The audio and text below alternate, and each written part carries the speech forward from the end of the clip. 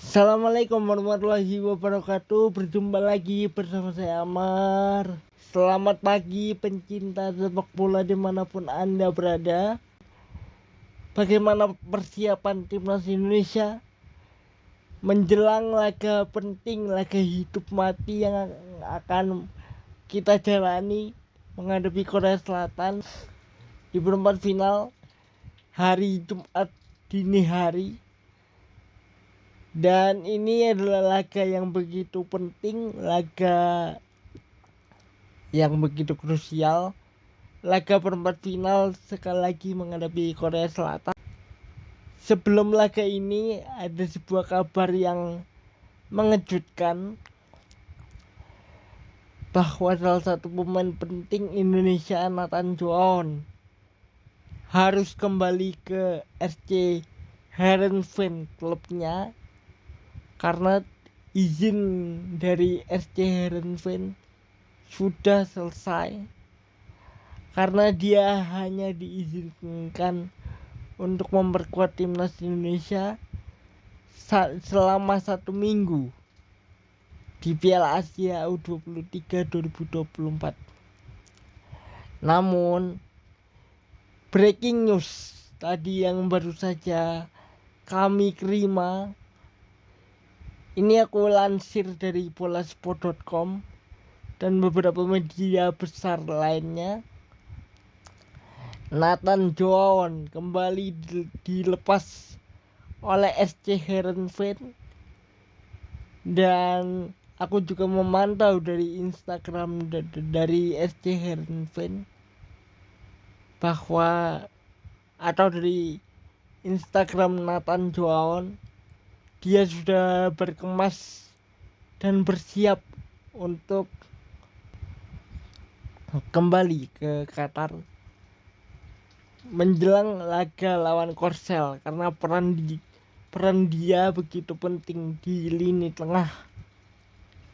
Sebuah eksperimen yang berhasil dari Sintayong dan cukup sukses, bukan hanya cukup tapi sangat sukses, membawa Indonesia ke perempat final.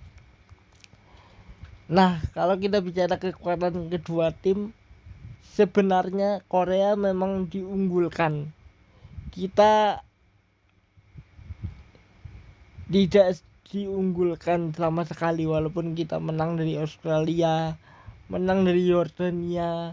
Masih banyak pihak media ataupun pengamat mengatakan pertandingan ini akan dimenangkan oleh Korea. Tapi satu hal,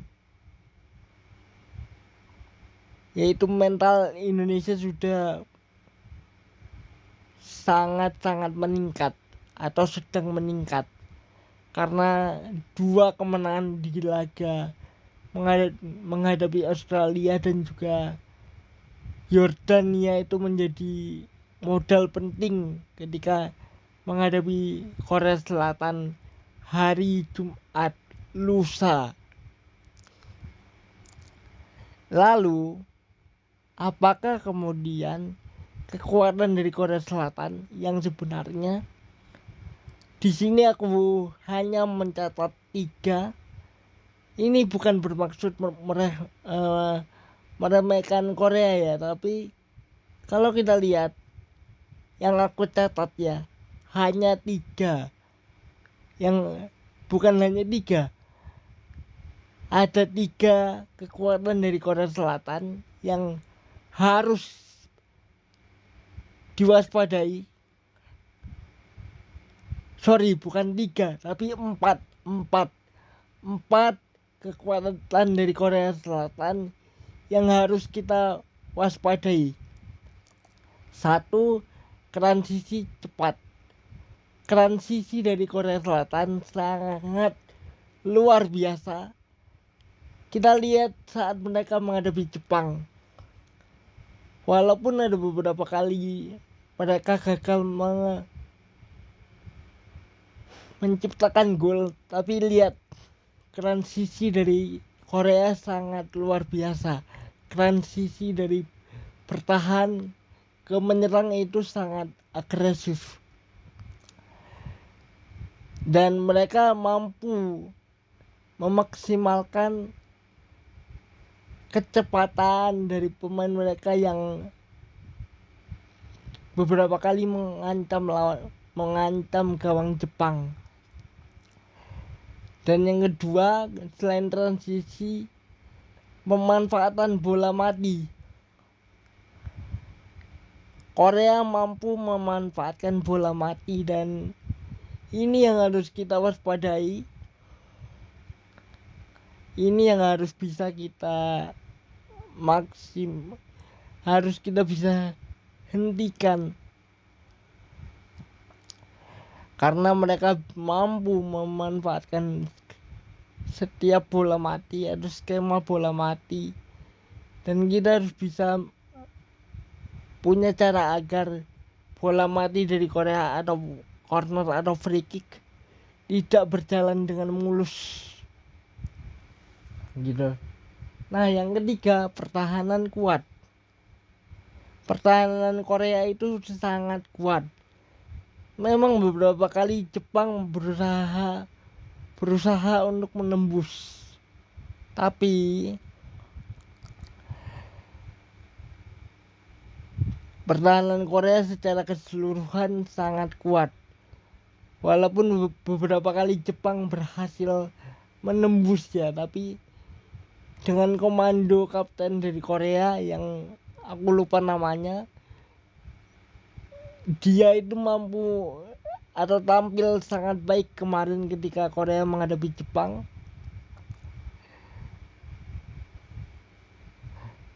Jadi mungkin akan menjadi hal yang sulit untuk menembus pertahanan Korea gitu. Yang keempat, pergerakan orang dari lini kedua. Kenapa aku bilang pergerakan dari orang lini kedua? Karena inilah yang tidak bisa kita tebak. Bisa saja Korea Selatan memanfaatkan pergerakan orang dari second line atau dari lini kedua yang tiba-tiba masuk tanpa kita duga gitu loh. Jadi pemain belakang yaitu Komang, kemudian Rido, Ferrari harus bisa menjaga siapapun pemain Korea Selatan yang bergerak, mau ada bola ataupun tanpa bola gitu loh. Nah, kemudian gimana kalau misalkan Korea mengandalkan counter attack? Yaitu Korea kan punya kecepatan, otomatis mereka juga mengandalkan counter attack atau serangan balik. Mereka bisa saja menggunakan strategi untuk membiarkan Indonesia menyerang habis-habisan. Tapi begitu mereka dapat celah, mereka bisa saja untuk melakukan serangan balik yang begitu cepat. Dan lini belakang harus waspada. Dan ini tentu lini belakang, lini tengah yang dikomandoi Nathan, kemudian Ivar harus bisa mengcover gitu loh. Lini tengah pokoknya jangan sampai gampang kehilangan bola. Intinya itu sih. Terutama Ivar dan juga Nathan yang baru saja kembali dari klubnya ya, FC Heron dari timnya ya, FC Heerenveen gitu loh. Jadi ya peran dari Ivar dan juga Nathan begitu krusial. Makanya aku bilang peran dari Nathan dan juga Ivar begitu penting. Makanya kita bersyukur Nathan bisa kembali ke timnas Indonesia. Entah sampai kapan, apakah diizinkan sampai perempat final berakhir kalau kita lolos ke semifinal atau tidak. Kalau kita lolos ke semifinal, dia akan tetap kembali atau boleh bermain gitu loh, boleh bermain bersama tim nasional gitu. Itu kan masih belum tahu kan kita. Nah, jadi kita akan tunggu bagaimana laga yang begitu penting, laga yang begitu krusial, laga yang begitu dinantikan, apalagi ada sebuah emosional histori antara Sintayong dan juga negaranya sendiri.